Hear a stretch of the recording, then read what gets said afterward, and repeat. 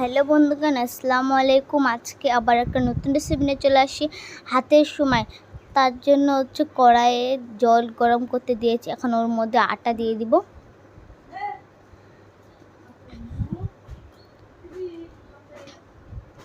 জলটাকে আর আটাটাকে ভালো করে মেখে নিয়েছি।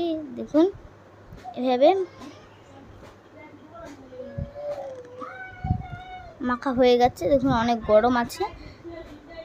এখন এগুলোকে আমি হাতের সময় এর যে শেপটা দিয়ে দেব। তার জন্য ছোট ছোট করে লম্বা লম্বা করে নিব, পাতলা পাতলা করে। আমি 3টা করে নিয়েছি। এখন এই দেখুন এভাবে করতে হবে।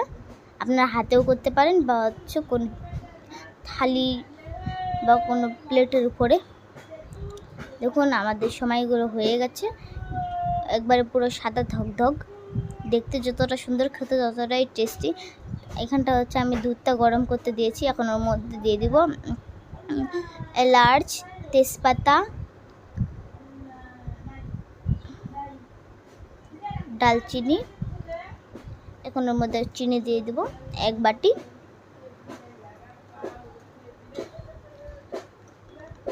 এখন ওর মধ্যে দিয়ে দিচ্ছি আমি বাদাম কিশমিশ, বাদাম তেল। এখন ওর মধ্যে হাতের সময়গুলো দিয়ে দেবো। সময়গুলো কিন্তু বেশিক্ষণ রাখলে এটা উলে যাবে। একটু নাড়াচাড়া করতে হবে।